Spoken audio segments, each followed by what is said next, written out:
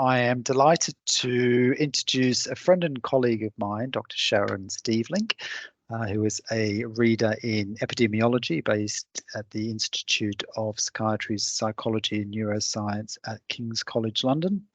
Sharon's going to talk to us today about PhD opportunities for health and non-health professionals at KCL and other opportunities as well. So if we hold questions until the end, that would be helpful.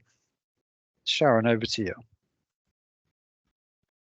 Great, thanks, Vaughan, and hello everyone. I'm delighted to see some of you here. So as Vaughan said, I'm going to talk a little bit about PhD opportunities, and I'm working at King's, so I know a little bit more about offering at King's, but I'm also trying to discuss a few more opportunities that might align also with the vision and mission of the London Centre for Work and Health that might be of interest to those who are attending today.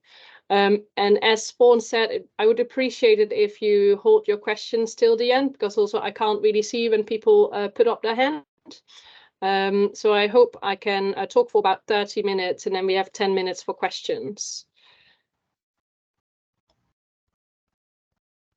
So I was thinking it might be important to start also a little bit with the basics of a PhD, especially for people who are still considering whether they would like to do a PhD or not. So in the UK, we have self-funded PhDs and also funded PhDs. So in general, the difference is that with a funded PhD, your university fees and a stipend, what's a little bit like a salary, are accounted for within your PhD grant. And often this grant also includes research costs and a training budget for the PhD student. If you are self-funded, in general, it means that you need to pay the university fees and also you don't get a stipend. And also any research cost or training budget, it may have come from your own resources, or you need to go out and find additional resources to cover that. It's important to know that also for international students, in general, universities charge higher fees for international students if you want to do a PhD than if you are a more like national student in this sense. Some of the funded PhD programs do allow to cover the international fees, but often these the number of positions available for international students is capped. So for example, if a program is offering 10 funded PhD students, they may only accept 2 international students and pay the fees accordingly. It might still be that you get offered that PhD, but they might request you to make up the difference in fees, but can be quite substantial. So in general, PhD recruitment follows the academic year or the academic cycle. So most often it opens recruitment in autumn, and then you need to put your application in, you might have an interview, and then you have a start date in the next academic year. So in general, the academic year starts in October each year. Then PhDs can be supervisor-led or student-led. If it's supervisor-led, it often means that a supervisor has put a PhD proposal together. They develop the PhD questions, what they would like to research, what methods they are going to use, or what methods they would like the student to use. So the supervisor has decided upon the idea and how it gets executed. However, if it's student-led, in general, the student comes up with the idea. And this might, of course, be in discussions with the supervisors who may help steer the students to come up with a well-rounded PhD proposal. So an advantage, of course, is that the student can really make the PhD about something they're very passionate and interested in. Most PhD are 3 or 4 years in duration. It depends on the program. And in general, a PhD will allow for you to do this full-time or also part-time. One very good website in general also to find a PhD, what's quite generic, is findaphd.com. But I'm sure there are many more websites, but it's just one example to maybe start off exploring and seeing what's out there. So now I'm going to discuss the PhD programs that might be available to you in 2 parts. First, I'm going to discuss some PhDs that are specifically directed at health professionals. So you need to have a certain qualification to be eligible to apply. So I listed 4 here, and again, this is really King's focused and things that I'm aware of. So there might be several more out there, but it will just give you a gist of what's going on. So let's start with the King's PhD program in mental health. So this is a program that has been established in 2021 and is technically funded by the Wellcome Trust. So it's available to doctors, nurses, clinical psychologists, and allied healthcare practitioners. And in this case, the topic of interest has to be relevant to mental health science. So they have 4 themes: translational neuroscience, data science and digital technologies, society, policy, and mental health. So examples of successful PhD students who got a PhD via this program are, for example, people who examine sleep disturbances in children, but also exploring inequities in child and adolescent mental health care services access, and also the impact of certain medication on major depressive disorder, for example, just to give you a gist what might get through in this type of PhD program. So in general, it's 3 years salary, full-time, and this is in line with the clinical salary that you might have been on anyway if you would have stayed like in your role. And the program, there are 3 stages to go through. So the first stage is currently open with a deadline of the 15th of November. So if you're interested in possibly in this, there is a link for some more information. Then we also, of course, the NIHR, the National Institute for Health and Social Care Research, is actually quite a big funder of health-related PhDs. And they have the Integrated Clinical and Practitioner Academic Program. So this is available to health and social care professionals, but it's excluding doctors and dentists who have their own programs. So you can receive funding for 3 years full-time or up to 6 years part-time. And in general, how that looks like in practice is that 80% you work academically, working on your PhD, and about 20% you probably might still work in a clinic or spend on other professional development opportunities. So in this case, you need to ensure that you have the support of an English health or social care provider. So in practice, this means you need to have a contract with, for example, a hospital or wherever you work for the duration of your PhD, and also a university. The competition for this one opens twice a year in March and September. And in general, it's like a written application followed by an interview. And often this is standard practice in PhD landscape. So you need to have a written application, and often you get invited to attend for an interview, and then you will find out whether you have been successful. So there's also a link here on the slide that gives you more details about that exact program.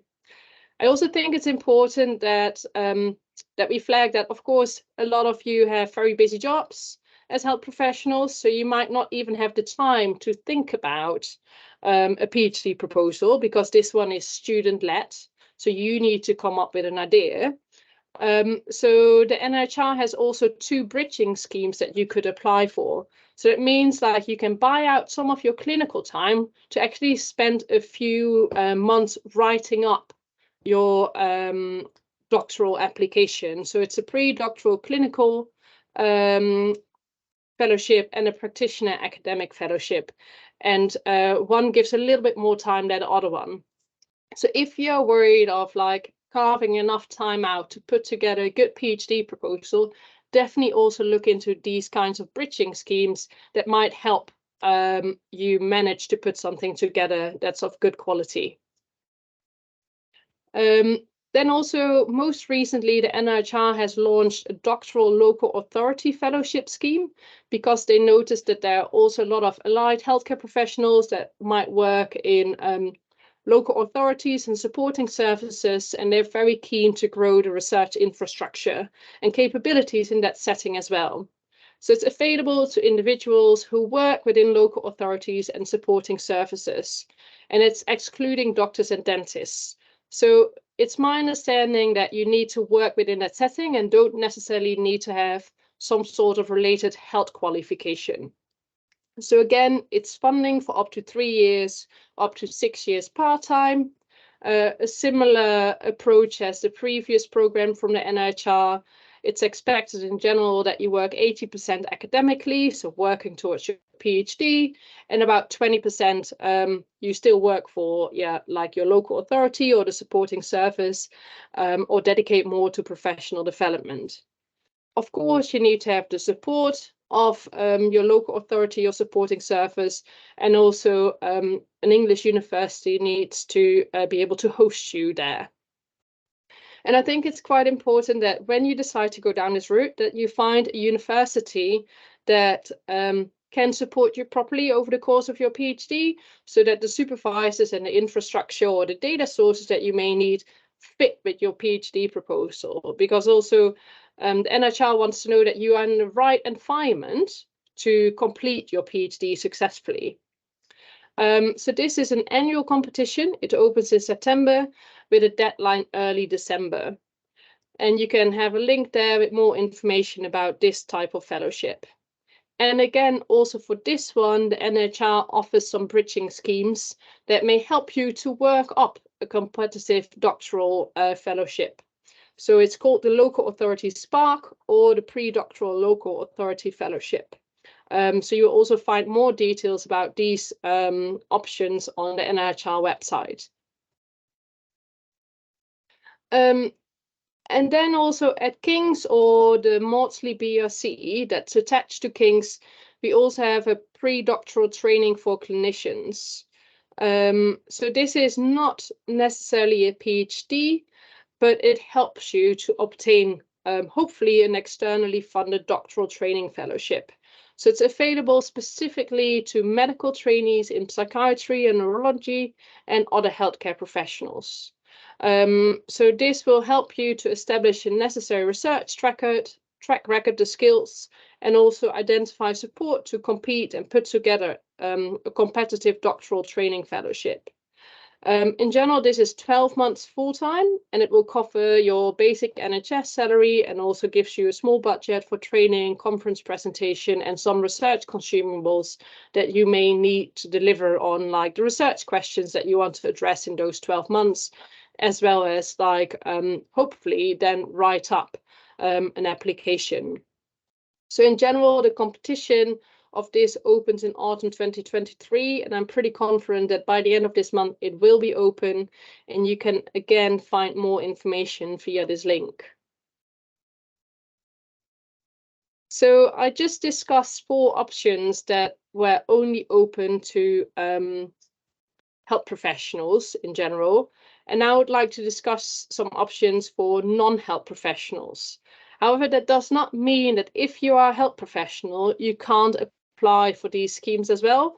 But it might be that, for example, your clinical salary doesn't cover because you just get the stipend, or there might be less flexibility, for example, to still keep your clinical work going. So I pulled out 5 schemes that I will discuss with you. So one of them is the King's or the NIHR Maudsley BRC Translational Research in Mental Health and Neuroscience. So in general, for students, it's required that you at least have a 2-1 or an equivalent overseas qualification. So in general, this refers to your bachelor's qualification. And of course, you also need to meet the standard university language requirements in English. So specifically for this scheme, there's a focus on translational research and experimental medicine in the areas of mental health and neuroscience. So for those who are not that aware of the NIHR Maudsley BSc, this is a research infrastructure that really closely works with the South London and Maudsley NHS Foundation Trust, who are one of the biggest European mental health care service providers, hence the focus on mental health and neuroscience in this case. So these PhDs are available for 3 or 4 years full-time. It depends a little bit on the type of PhD, whether you can go for 3 or 4 years. There are only a few overseas positions available, so meaning that when an international student applies, there are only a few funded PhD positions that will cover their full university fees that are higher than national students. So the competition opens once a year in general winter and spring. It's supervisor-led. So in general, supervisors within King's or the NIHR will submit projects that go in a portfolio. And then as a student, you can apply for, say, your top 3 of your projects. If you then make the shifting based on your paper application, you will get invited for the interview. So here again, there's some more information embedded in the link on the slide.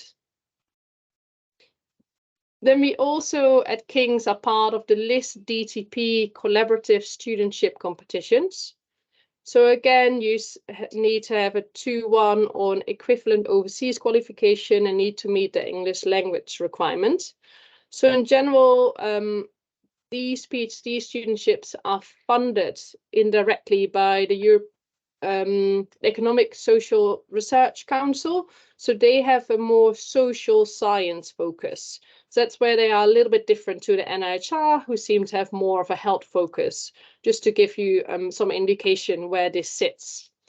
So in this case, if you're successful in obtaining a PhD, you might be able to secure a 1+3 years PhD, where you will also be able to do a fully funded master's relevant to your PhD, and then subsequently start your PhD. And the master's can take place at King's, Queen Mary, or I thought Imperial College, because that are the 3 universities that are collaborating as part of this LIST DTP competition. Or if you, for example, already have a master, you can just do 3 years of a PhD. Again, there are only a few overseas positions available.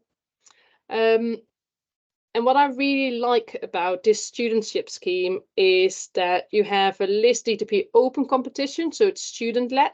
So the student can come up with an idea, submit the idea, and then may be able to receive funding. But also there's a supervisor-led PhD strand, whereby the supervisor will come up with the proposal, but also in general, it includes a collaboration with a public, private, or third sector organization. And this can be that they provide financial support, but most often you have the chance to work for about 3 months with this organization. So you will do a secondment. So we successfully have collaborated, for example, with the Department for Work and Pensions, but also NHS England and Improvement, who provided a 3-month secondment for the successful student. But I think is really beneficial to also see, like, how can your research that you're doing, how can that be of use outside academia, and what impact can you achieve by doing, for example, such a secondment, and of course also very good for professional networking. So for the case studentships, student recruitment starts in January 2024. And for the LIST DTP open competition, again, this should open end of October, early November. So there are some links on this slide as well where you can find more information. Then at King's, we also have an MRC DTP PhD program. So again, it's upper second class honors degree or also relevant professional experience. So for example, if you're, for whatever reasons, if your grades are not that, may not meet the mark, but you do have a lot of professional experience, it's worth checking in with the funder or whoever runs the scheme to see, for example, if you've worked for 10 years in the NHS, whether this will also help you to meet those eligibility criteria. Really, over the last few years, funding bodies have been much more aware and receptive to alternative career trajectories. So I would definitely also now and try and get in touch and see whether, despite that on paper it may not look like you meet the criteria, there might be some alternative circumstances that will still allow you to apply. So the King's MRC DTP PhD student scheme focuses on biomedical and translational sciences. So again, it's 1+3 years or 3+, and only a few overseas positions available. It's supervisor-led, so supervisors will put PhD proposals forward, and then as a student you apply to that. They also have an industrial case studentship. So for example, often students will go for a 3-month secondment, and I've seen programs advertising, for example, a 3-month secondment with a big pharma company, what can be quite interesting if you're interested in biomedical science. Competitions open in autumn each year, and then again a start for the next academic year, and you can find some more information at the link on the link provided. I think it's also important, considering the vision and mission of the London Centre for Work and Health, that we should mention the Colt Foundation PhD fellowships. So they have a focus on occupational and environmental health. So in general, this is 3 years full-time. It's student-led, so the student applies with the ID to Colt. The competition deadline in general is in August each year, and they also run an NIHR called Advanced Fellowship Scheme. So if you have done a PhD already, but would like to do a postdoc in occupational and environmental health, Colt might also be able to fund that. So an example of something Colt funded, one of my students looks at adjustment disorder in the military that was kindly funded by Colt. So you will also find some more information on the link included. And then all the examples I gave are, yeah, there's probably much more, but it's also important to acknowledge that there are quite a few big funders who are very interested in funding doctoral fellowships. So I just mentioned a few here, and I just want to say this is a non-exhaustive list. But considering work and health research, this might fit well with the vision and mission of, for example, the NIHR, the MRC, or the Wellcome Trust, as well as the ESRC, who run doctoral fellowship funding applications in general several times a year when a competition opens. So in general, these are student-led, so you will have to come up with a project, and you need to find a host university and supervisors to support you throughout the PhD. And also, I think student-led, it's not that the onus is all on you. So if you have an idea and you want to grow it and discuss it and maybe put it into a fellowship application, get in touch with people at your university or ask around or send some emails, because often people are happy to help you work up your fellowship application to be submitted to one of the funding bodies listed here. And of course, there's also the option to do a self-funded PhD. So if you have a topic that you're very interested in and you have developed certain research questions, you might be able to go out and approach people who work at a university to see whether they are interested to supervise you. However, it does come at quite a considerable cost, so you need to pay yourself for the university fees. You will not get a stipend, and also in general, there might be limited or no budget for training or conference attendance. So if you're in a position to self-fund your PhD, that can be good, but also it comes with some financial difficulty, so it's not always an option for many of us to do that. One thing I wanted to point your attention to is also the research support service. So, of course, when you want to put a competitive application together, you might want to have some input from your supervisors, but there are also more external support services you can approach. So the RSS was replaced the RDS in autumn this year. So that was research development support. So in general, this is run by the NIHR. So there are 8 hubs across the country, and you can ask for free support for researchers, whether you are a student or a PhD student or a postdoc, or whether you are already further down the line, who will give you advice on how to apply for funding, but also how to develop a proposal, and can even give feedback on proposals. And I've used RDS before myself as well for my NIHR fellowship application, and they even did mock interviews for me.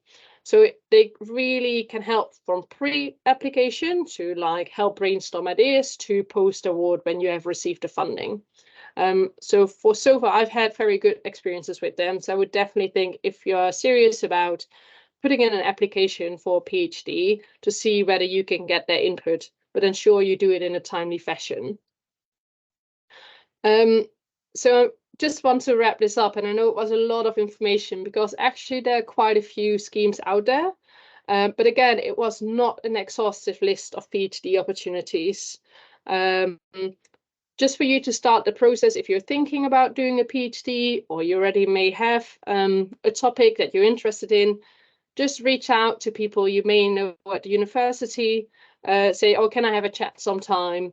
Because they will be able to act as a soundboard or can help you generate some new ideas. And you'll be surprised that most academics are more than happy to talk to you. They could then, of course, be a possible supervisor, but they can also direct you further to someone else in their team who might be better suited to be your PhD supervisor. And also for some PhD programs, there's already a list of potential supervisors that are already said they would be welcoming students to help them apply for a particular PhD project. So definitely say start early and ask for help. Really also think that the topic is really of interest to you because, well, you will be breeding this for 3-4 years. So I think it's important that it's something that makes you tick. It's important to think about your education and training needs in advance. So what do you need to be as competitive as possible to get that PhD? It might be that you will do a research assistant position for a few years or an assistant psychology post before you apply for a PhD to ensure that you increase your chances of success. And also, it's very competitive and you may just have to try a few times. So I wouldn't be, yeah, it's hard if you get a rejection, but in general, you will need to try a few times before you get a PhD that you're really interested in and you are successful. So just want to say a big thank you. If you have any further questions, do feel free to reach out to me. And also, if of interest, we are submitting 2 ESRC case submissions for this year's. I'm not really sure whether they will get selected yet, but if you're interested, one of the submissions will look at moral injury among correctional officers and how this impacts on the health and occupational outcomes. And the student will have an opportunity to work closely with the Prison Governors Association. And we're also submitting a project together with Lambert Council that will look at social inequalities in receipt of welfare benefits using a big linked data source. So that was it for today, and I'm more than happy to answer any questions if I can. Thank you very much, Sharon. That was an excellent overview of, I guess, the breadth of different PhD funding opportunities that are available for people interested in doing work in health research. Open this up, I guess, for general questions that people may have in the group. If you just put your hands up, I suppose just to kick us off, I have a couple of questions that I'll just like your thoughts on. So the first one is, do people need to have research experience before they apply for a PhD? I think a lot of the programs are quite competitive. So it would be beneficial if you have some research experience. However, this can be in the form of you managed to publish your dissertation project or have presented an abstract on a conference that will set you aside from other candidates if you had a chance to do that. But I am also aware of students who did their bachelor's and master's and then straight away got into a PhD studentship, but I have to say often those students also did quite a few extracurricular activities like volunteering or like being on the board of a student organization or things like that that sets you aside. Yeah, excellent. And I think certainly you highlighted this point that the funders absolutely value and recognise the benefits that clinicians who come with experience as health professionals can offer to their own PhD programs or research projects that they're interested in taking forward. So it's, in addition to just having that practical research experience. Exactly. I think for health professionals, it's a little bit different because they just want to grow the research capability of clinical academics.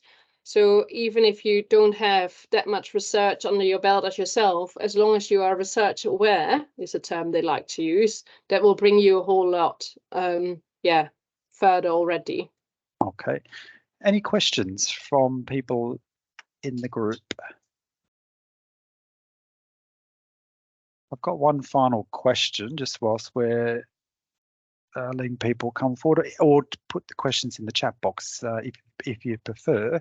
My other question is, what should people expect in terms of the interviews if they're invited to an interview? Yeah, so I think in general, it's about 20 minutes, I think, 20 minutes, half an hour, where you might get some questions about your proposal or the project that you applied for, why you are suited to this PhD, so why you want to do this. But also, can you already see whether there are some limitations to your PhD? How would you go about that? Or some challenges, for example, with participant recruitment or things like that. So in general, you might have 2 to 3 people interviewing you, and you will get, I assume, advance notice 1 or 2 weeks in advance that you are selected.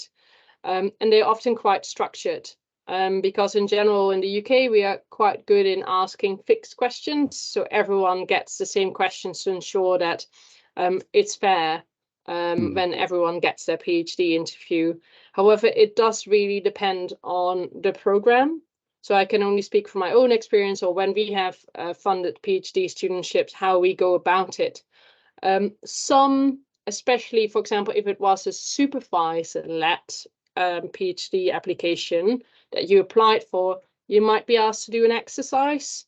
So, for example, if I would recruit a student who needs to have very good quantitative data skills because they are going to work with big data sets, I might give you an exercise just before the interview, already in advance, that we will also take into account together with the interview. But it really depends on the program, but it's more or less the same as a general job interview. Okay. I'd like to ask a question, please. Yeah, please jump in. Yeah. My question is, I work in the healthcare sector. I have an interest in doing something related. It's like a support program towards mental health in terms of work. It's work related in terms of supporting people in mental health in their recovery journey. So in that case, if somebody is applying for a PhD in that area, and they don't have a health-related research experience, will their work experience count towards that? Because I've actually got a master's as well in occupational psychology, but with their experience counts towards the application? Yeah, well, I would say yes in general, because every experience you have is beneficial, even if it's slightly outside the area you want to do your PhD in, because you never know, well, your work might be doing slightly different, but actually you're very interested in something else. So I don't think that that's a problem in general. Okay, thank you. Thank you, Sharon. Malachi. Thanks very much, Sharon, for the presentation, and thanks a lot, Pastor, for this. My question is twofold.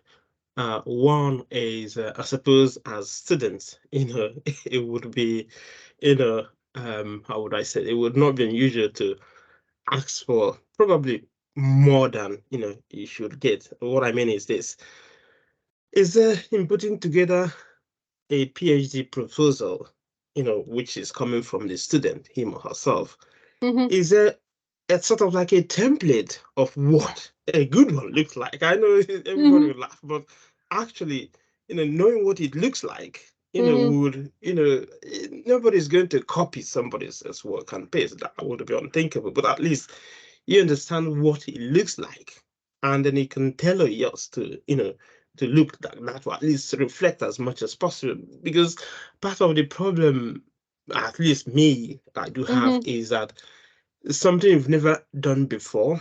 All throughout your clinical career, you revolve around, clinical skill. During exams, you get tested with a few research questions, so you don't really get to dive into it completely. So Yeah. my first question is there sort of like a template where somebody can have a look, see what, a good PhD proposal looks like? You can look at it, study it, and then learn from what you've already put together or modify it. My second question is this. Obviously, as a student, you're a student, meaning that you're not a finished product. Mm-hmm. Now, when you're coming into PhD research and you discover that there are certain skills that you don't have, for instance, myself, if you ask me, it would be, methodology issues. Yeah. For some other people, it might be systematic review, but there's a lot of resources, free resources on systematic review. Does that count against you? How do you make up for that? Is it a case that, along the line, you're expected to develop that skill, but again, Mm-hmm. you need to put in methodology in your proposal? So it becomes a case of how do you get what you don't know? But that's what you Yeah. need to get to where you need to be. I'm not sure if I made my points clear, and thanks for that. Thank you. I think with regards to your first point, yes, in general, if it's a student-led proposal, there will be a template or more or less topics that you need to hit. So it can be you need to give a background, or where's the research gap? What are your research questions? What's your method, and what training needs you might have? And also, I think it's important to know that if you are preparing a student-led application, you're not alone. I suggest you try and identify supervisors early on who can Okay. help you in this process, because they will have successful examples that they can share with you in confidence, so you can see what a successful application will look like. So I think it's important that getting supervisors in place, or at least an academic who advises and helps you in the initial stages before you settle on supervisors, is very important, because I think it will save you a lot of time and frustration, and you want to get it right. It will also give you the best chance of success if you identify someone supportive. And then about the skills that you may not have, the PhD is also about training and development. So yes, we expect a basic understanding of certain things that are very crucial or essential to your PhD, but we can't expect that a PhD student knows the most novel statistical analysis techniques. That's also why we want you to do a PhD, so you can go on a training course to do that. But as long as you show that you have a basic grasp of certain things underpinning your PhD student, but also very importantly, can you outline what are your training needs? Because I think that's very important as well. If you don't know what your training needs are, you don't necessarily know what training courses you may want to do over your training or your PhD. So I think it's important that, for example, if you come from a completely social science background or humanities background and you want to do a very technical, complicated AI PhD proposal, that might raise some eyebrows. If you are a health professional and you're very interested in doing a big data project where you might want to use electronic healthcare records, but you've never worked with that or never really had longitudinal data skills, I think that's fine. But there needs to be a balance between what you bring to the table, also based on, for example, your clinical experience or your bachelor's or your master's degree, and then what you are aiming for with your PhD. Okay, thanks very much. Thanks a lot. That's very helpful. Thank you. Okay, thank you very much. Any final questions before we finish up?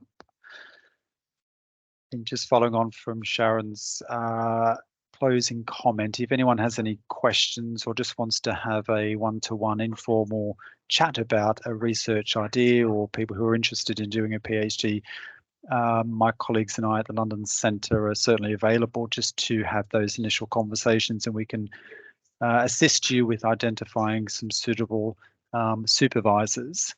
And as Sharon mentioned throughout her talk, the importance of identifying suitable supervisors to work with very early on, because they won't let you submit substandard applications. They will want to make sure that your applications are of sufficient quality that it will be considered by the funders. All right, lovely to see you all today. Look forward to seeing you again next month. Great. Thanks, everyone. Thank you. Bye now.